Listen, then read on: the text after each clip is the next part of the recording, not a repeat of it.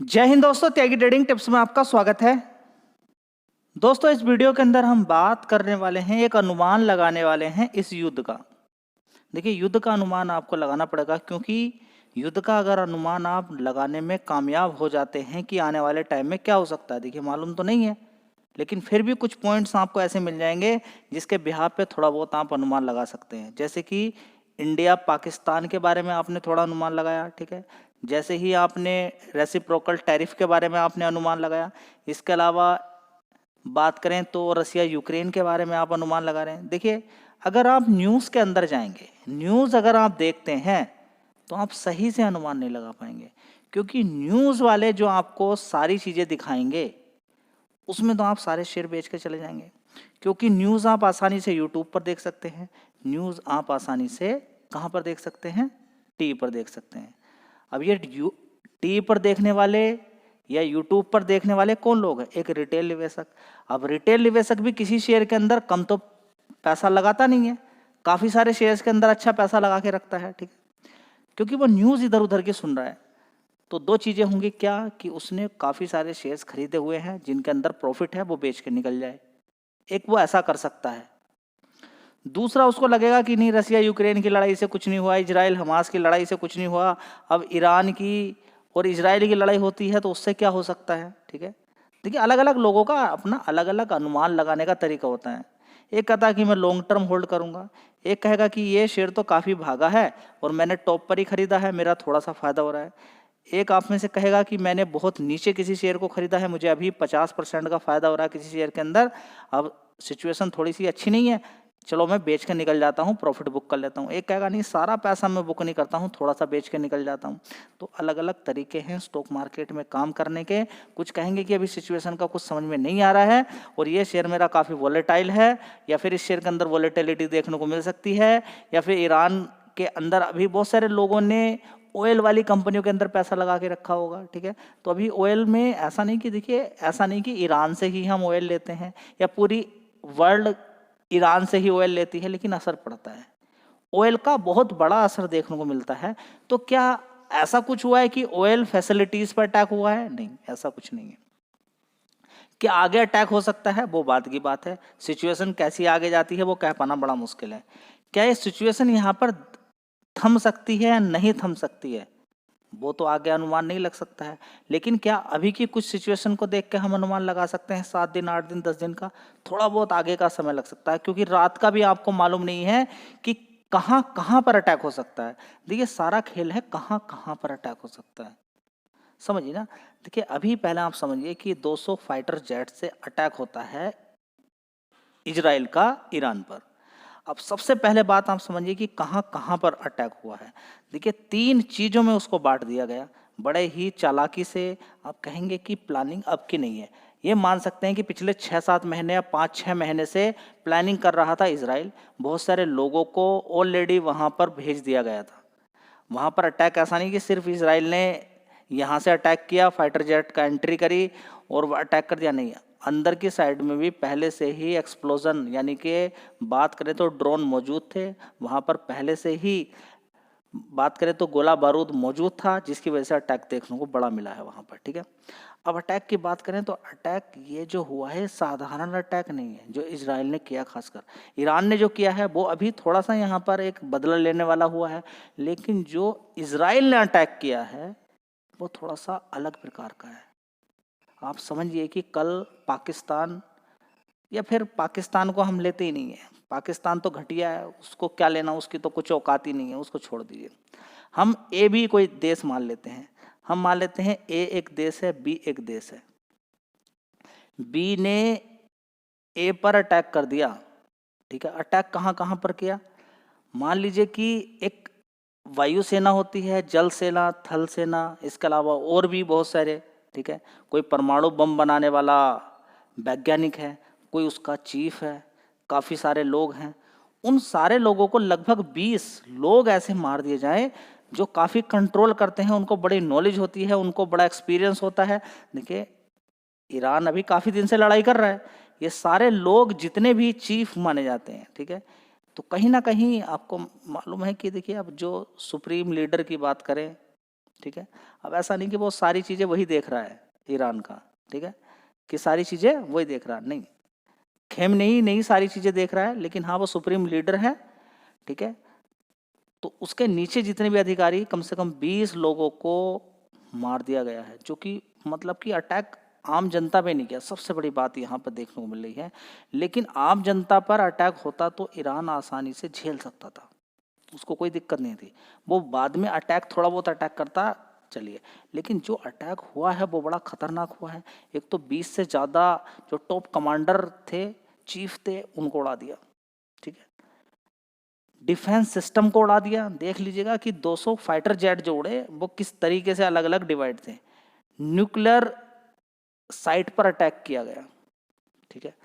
अब यहाँ पर क्या होता है कि ईरान बोला कि भाई पाकिस्तान में परमाणु बम है, इंडिया के अंदर परमाणु बम है, इजराइल के पास परमाणु बम है, सारे देशों के पास परमाणु बम है, फिर मेरे पास क्यों नहीं। तो दोस्तों ओवरऑल मिला के इस चीज को पहले से ही अमेरिका मना करता है कि भाई आप परमाणु बम नहीं बनाएंगे। इजराइल बोलता है आप परमाणु बम नहीं बनाएंगे, समझिए आपसे खतरा है। वो खासकर ईरान बोल रहा है कि हमें तो आपसे बहुत ज़्यादा खतरा है। अब आप कहेंगे कि परमाणु बम से क्या लेना देना है, परमाणु बम जब और बना सकते हैं तो वही बना सकता है, क्या दिक्कत परेशानी हो रही है, उसको बना सकता है, और क्या खतरा हो सकता है उससे। देखिए अभी कोई एक मिसाइल गिरती है तो आपको कुछ नज़र नहीं आता है। आप देखते हैं कि रसिया यूक्रेन की इतने समय से लड़ाई चल रही है, आप देख रहे हैं कि यूक्रेन भी लड़ाई कर रहा है, बीच बीच में आप देख रहे हैं रसिया भी लड़ाई कर रहा है, कोई दिक्कत कोई परेशानी इतनी ज़्यादा, मतलब ऐसा नहीं कि बिल्कुल सब कुछ अब देखें वहाँ पर जाके तो यूक्रेन पूरा ख़त्म हो गया हो, ऐसा नहीं है, ठीक है। अब देखिए परमाणु बम गिराने से होता क्या है, परमाणु बम गिर गया, चलिए जहाँ पर गिरा बहुत सारे लोगों ख़त्म हो गए वहाँ, बात उसकी नहीं है, बात उसकी है जो उसका साइड इफ़ेक्ट और जो इफ़ेक्ट बना रहता है अगले 10 साल 15 साल तक, उसको दिक्कत है। अब दूसरी बात, वो इफ़ेक्ट वहीं पर नहीं रुकता है, वो आसपास बहुत जगह रुकता है, ठीक है। तो पहली बात, अब देखेंगे जब इंडिया की पाकिस्तान की लड़ाई हुई, जैसे ही लगा कि हाँ अब हमला हो सकता है न्यूक्लियर साइट पर पाकिस्तान के, ठीक है, हो सकता है वहाँ पर, या फिर इंडिया के अंदर भी कोई ऐसा मिसाइल गिर जाए, ऐसी सिचुएशन बनी तो सारे आ गए, अमेरिका भी आ गया, नहीं भाई नहीं लड़ाई मत करो, हट जाओ, क्योंकि आप तो लड़ाई, पाकिस्तान ऐसे ही है, कभी ऐसा हो जाए कि न्यूक्लियर पावर छोड़ दे। और देखिए वो आसमान में भी अगर देखिए अगर किसी ने न्यूक्लियर मिसाइल छोड़ दी, ठीक है, न्यूक्लियर बम छोड़ दिया, ठीक है, मैं बोलता हूँ कि वो अगर पाकिस्तान के अंदर ही उड़ा ना, पाकिस्तान के अंदर ही उड़ा दिया गया, तो उसका असर भी जम्मू कश्मीर तक, एरिया पंजाब तक, राजस्थान इधर तक सब में देखने को मिल जाएगा उसका असर, समझ में आई?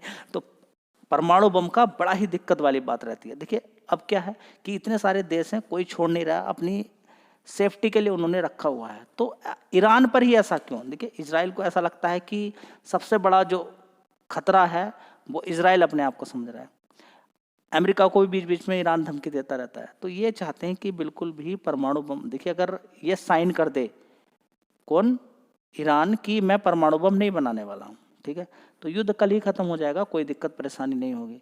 लेकिन ईरान ऐसा चाहेगा नहीं, और अब बातचीत को बिल्कुल मना कर रहा है। अमेरिका ने पहले ही बोला था कि भाई अब आगे और भी बड़ा कुछ देखने को मिल सकता है। देखिए ये बार बार ईरान से ही बोल रहे हैं कि आप समझौता कीजिए, आप परमाणु बम नहीं बनाएंगे। ईरान बोला नहीं भाई मैं तो बनाऊंगा, नहीं तो मुझे तो इस तरीके से ठोका ही जाएगा, अगर एक बार समझौता हो गया तो फिर वो बना नहीं सकता है।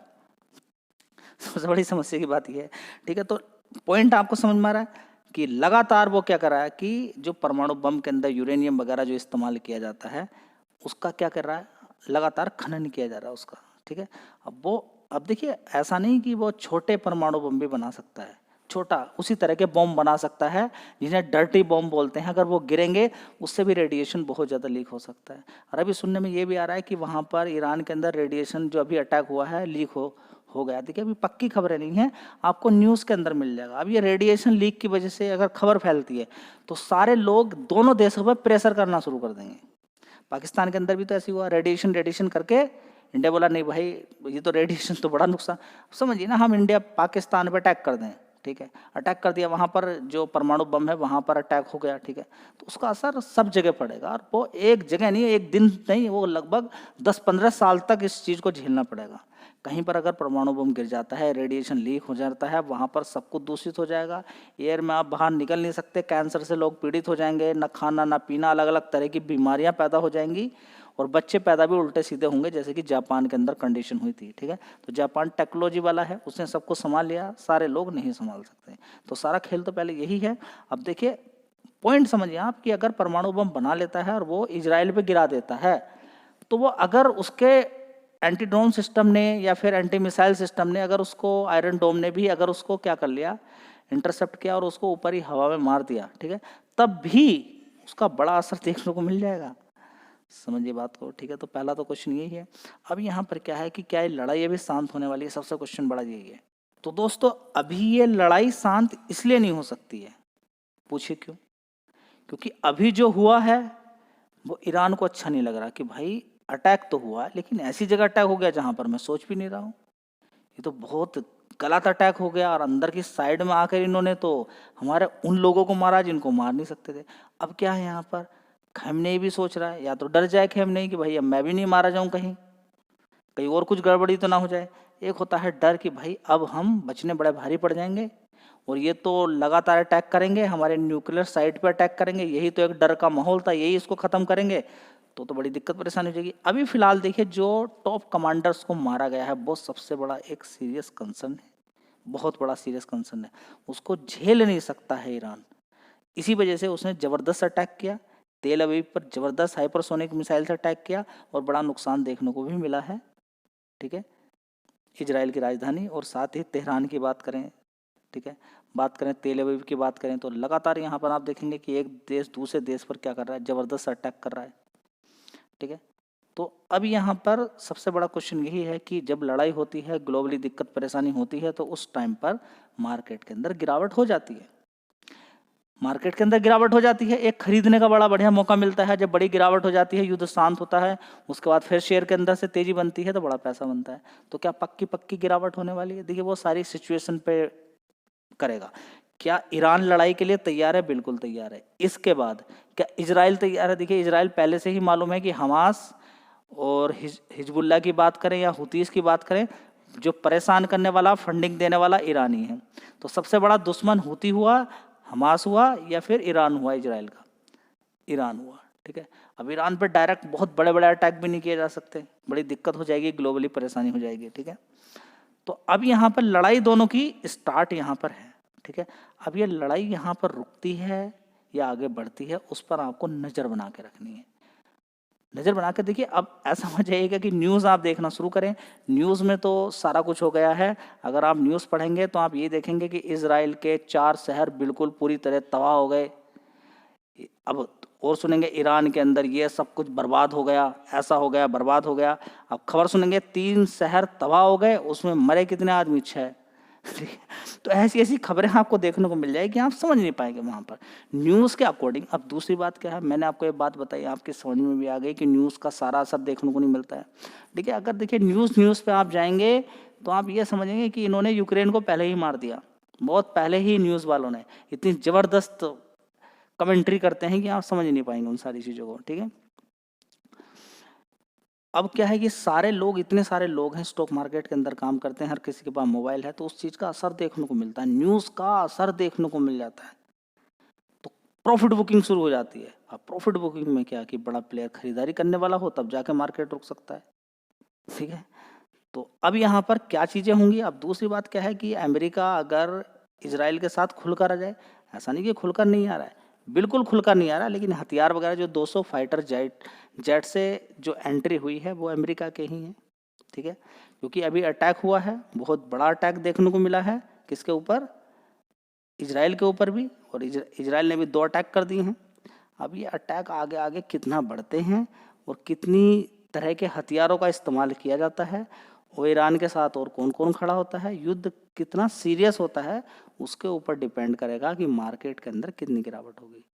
अब यहाँ पर इजराइल बोला है कि ये युद्ध लंबा चलने वाला है, लंबा चले ठीक, लेकिन बहुत बड़ा नुकसान ऐसा नहीं होना चाहिए कि तेल को उड़ा दिया गया है। ठीक है, और बहुत बड़ा नुकसान देखने को मिल रहा है, तो उसमें क्या होगा कि अमेरिका को भी खुलकर सपोर्ट करना पड़ेगा और दूसरे कंट्रीज भी सपोर्ट करने के लिए आएंगे। अगर ये युद्ध बड़ा फैल गया तो फिर स्टॉक मार्केट का डायरेक्शन कुछ अलग हो सकता है, ठीक है। लेकिन ये अलग होने में बड़ा सपोर्ट, अभी कुछ दिन के लिए मार्केट रुक सकता है, ठहर सकता है। कुछ शेयर्स में बड़ी प्रॉफिट बुकिंग भी देखने को मिल सकती है, क्योंकि हर किसी के पास मोबाइल है और न्यूज़ के अंदर आपको बढ़ा चढ़ा के बहुत कुछ चीज़ें दिखाई जा रही हैं जो कि हकीकत वाली नहीं है, ठीक है। उनके थंबनेल देख के ही आप कहेंगे कि बस उन्होंने कहा कि तीसरा वर्ल्ड वार शुरू हो चुका है, अब इतनी तबाही आने वाली है, इतना कुछ होने वाला है, इतने सारे शहर तबाह हो गए, वो हो गया, और इस वाली मिसाइल का इस्तेमाल किया गया, परमाणु बम गिरने वाला है, न्यूक्लियर रेडिएशन स्टार्ट हो चुका है। ये सारी चीज़ें सुनने को मिलेंगी। देखते हैं लोग, शेयर खरीद के रखते हैं, और उसके बाद आपको मालूम ही है कि डर की वजह से क्या होता है, वो सुबह उठेगा मंडे को माल बेचना शुरू कर देगा, और उसकी वजह से बड़ा प्रेशर मार्केट के अंदर बन जाता है। चलिए, तो ये जानकारी है, आपको होनी चाहिए कि मार्केट में इसका क्या असर देखने को मिल सकता है। हाँ, कहीं कहीं पर आपका अच्छा प्रॉफिट हो रहा है तो थोड़ा बहुत माल बेच सकते हैं, वहाँ पर ऐसी सिचुएशन के समय में प्रॉफिट बुकिंग आ जाती है। चलिए, धन्यवाद।